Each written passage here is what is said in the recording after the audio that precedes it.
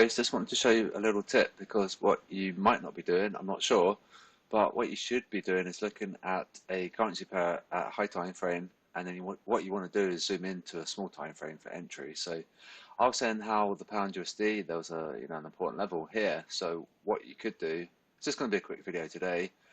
So you mark this level because that was obviously an important level, and what you want to do is now drill down into a small time frame for entry. So you know that this 136.05 is going to be important, so you can go down to 15 minutes, and you could just simply you can see how we bounced and yo-yoed and we gyrated on that line quite a lot. So it would have been fairly tricky. But what you're looking for is a close below this line. So eventually we did come back up and test it. So that could have been a break-even trade, but it would have been, zero damage. But what's going to happen, it's going to fall because it's accumulating positions, and it's just been a bit naughty really, because it should be falling. And don't forget 136 is monthly pivot as well. So that's a level of confluence. So just maybe a little tip is just to go to the high time frame, spot an important level, and then mark it off using the line indicator, the horizontal line, and then you're looking at a small time frame. Maybe the 5 minute could have been quite good, but you could have probably scalped that, and okay, if you moved just up ahead of entry, you would have got out a little bit of profit.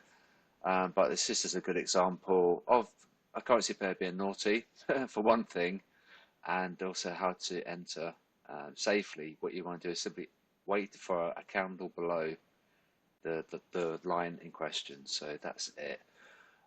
Maybe just one last thing is, don't forget, when you go to a high time frame, zoom out.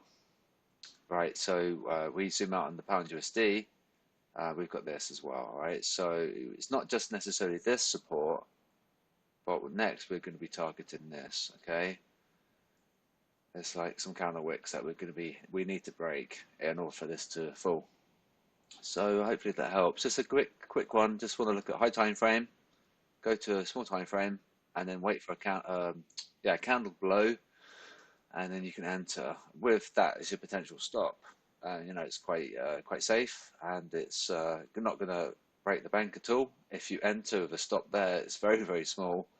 And maybe a good idea to go to IC markets because of their spread. It's very, very tiny.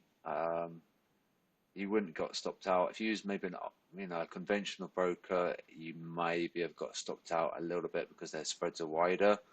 So I will attach my IB link, the introductory broker. It's definitely recommended that you go with IC markets. They are amazing. So hopefully it helps. Just a quick one really on how to get entry. And this is a very clean chart. You can use moving averages and oscillators. So I think what I might do is talk about oscillators in my next video, because I do use them. They can come in handy, but they can also give you a false positive. So I'm going to talk about that for tomorrow's video. So just a quick one today, and I'll speak to you soon.